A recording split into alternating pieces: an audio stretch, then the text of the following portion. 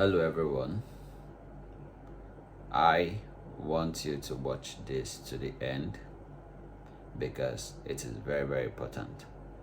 And I want you to share to everyone out there so they can get this message about the top secret to drug addiction.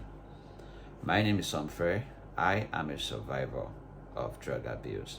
I abuse every form of drugs, every form of marijuana, every form of pills, including cocaine, cracks, and meth.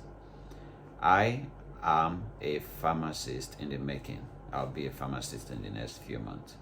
And of course, I believe in God. Because without God's help, I wouldn't have come out of drug abuse, especially when I am on cocaine, crack, and meth. Now, the secret I'm talking about drug abuse, I took my time to draft it out because I passed through. I abused drugs for over 6 to 7 years. Now, it's about the story of the creation. I would liken crack, cocaine, and meth or crystal ice. That's the apple in the story of the creation. You should not take a bite, or you should not eat out of. That tree of knowledge of good and bad, that is the apple. That is crack, cocaine, and meth. Just a single bite of the apple, just you puffing cocaine once, just you puffing or snuffing or injecting yourself or taking whatever, smoke it, snuff it, inject, just that once. That's apple. You should never taste of. And then once you take just a bite, a puff, a snuff, just an intake would open your eyes. You would be naked. And then of course, that is where troubles begin. Yes, you lose your properties. You would become irrelevant to the society. You will lie to others. You would always want to hang out with other crackheads because that's what happened to me. Your dreams will be shattered. Just the same way Adam and Eve's dreams were shattered after eating apple. Now, the serpent in the picture of the creation, that's the drug dealer, the one who goes about to lie to people, to deceive them. And I want you to know that the serpent did not take a bite of the apple. That's the same thing with drug dealers. Drug dealers that deal with cocaine, that deal with meth and cracks, it's a taboo for them to take cocaine and crack. Once you take cocaine and crack as a drug dealer, you are no longer a drug dealer because you just ruined your own business. So drug dealers do not take crack, do not take cocaine, and do not take meth. Those are the people selling it to the victims of drug abuse. Now, the two victims in the pictures, which were Adam and Eve, are the two different types of, people that are victims to drug abuse. The first one are the people who fall in the category of Adam. Those are the ones who are lured into, who are deceived, no, not deceived actually, who are convinced by their most trusted friends. That is Eve. Their most trusted friend. Eve could be male or female. So Adam on his own already accepted or knows in his head that he is not going to take apple, bite from it. But then his trusted friend, that's what happened to my own case. I was an Adam in the picture. It was my trusted friend that introduced me to crack, to cocaine. Funny enough, my school son, when we were in secondary school, my own school son, I was a senior prefect in SS3, he was in SS1. And then one way or the other, we linked up after about 4 years after school, and then he only deemed it fit to give me crack. That's what I started with. So some of us are victims to this. Then Eve, on the other end, those kind of victims to drug abuse are those who are inquisitive. They just want to know what would happen if I take this drug. They are inquisitive, and then they tend to be more friends with serpents, because that's the reason why serpents could even gain access to Eve. And those ones are likened to, cultists. When cultists comes in play, that's where you share different knowledges. Cultists have a way of telling you, take this, and do that. Initially, everyone has a strong will to say no to drugs. Why would you say what will destroy your life and then you take it? And then that is where marijuana and other pills are bad for the health. Marijuana, weed, skunk, loud, Colorado, Canadian loud, and other pills, tramadol, refnol, and moles, would lead to a decrease in your willpower to say no to crack and cocaine. And most people, that's where most people lose it. Once you are intoxicated, you will do anything. For example, Rufinol, addict, rape drugs, the effects last for 4 hours. You go into a state of amnesia, sleep, and then you don't know what you are doing after you've been drugged off Rufinol, which is Refnol, the popular drug the youths take now, and then their tongue are blue. So that's the description. I'm sure I described them already. So now, of course, God is our creator. God is our inner peace in the picture. That's your conscience. That's God. I believe in God. He's the Almighty. Now, like I said, cigarettes, weeds, pills would lessen your willpower to take the other greater drugs of addictions, which are cocaine, crack, and meth, which will destroy your life. Now, of course, Eve would have been on some, marijuana or some alcohol. Eve would have been intoxicated before she could buy the idea of finally taking a bite out of the apple.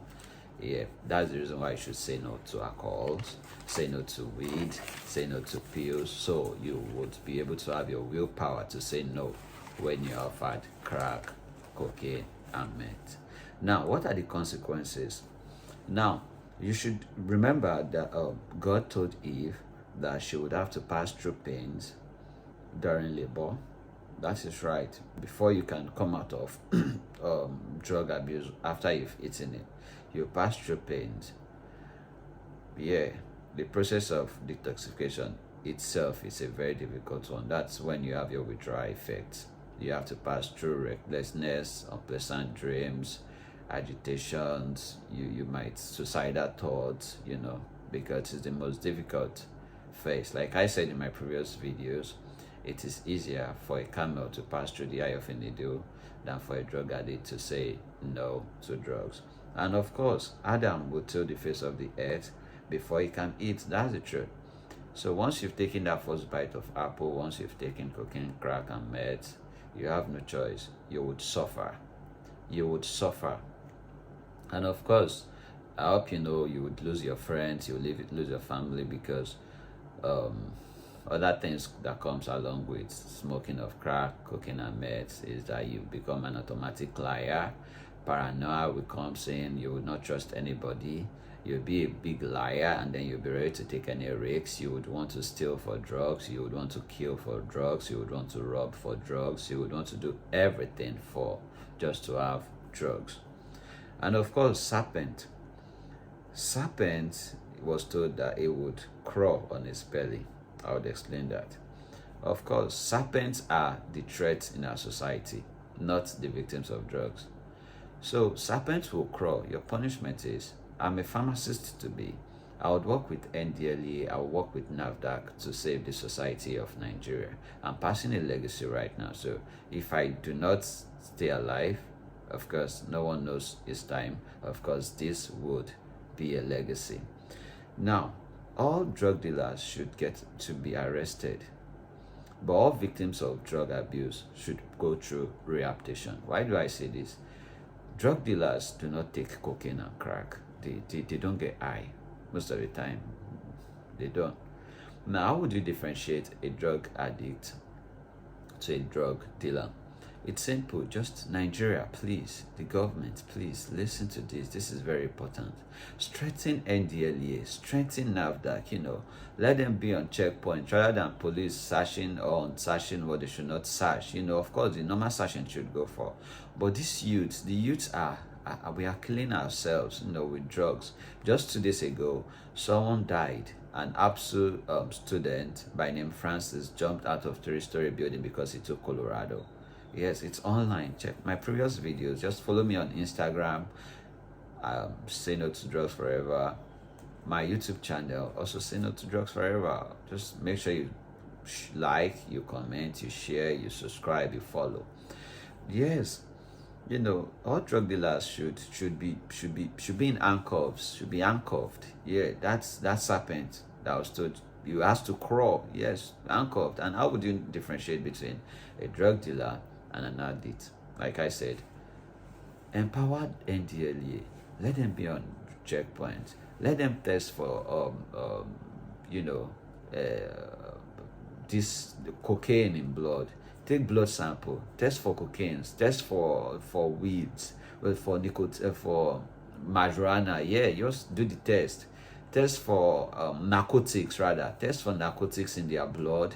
And once you catch anyone who has narcotics in his blood or cocaine in his blood, get them to rehab. Yes, that's the necessary thing. Like, call their parents, let them meet their words in rehab rather than taking them to cell. Cell would not help.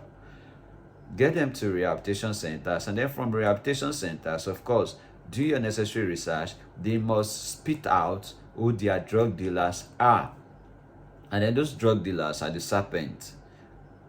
You cannot catch a drug dealer on the road because your drug dealer is always clear. The drug dealers do not take drugs. Now, these are also top secrets I have to share with my fellow, drug addicts. I thank God I was saved. Now, one thing you should know is serpents, they lie a lot. Drug dealers, they lie a lot. Very, very well.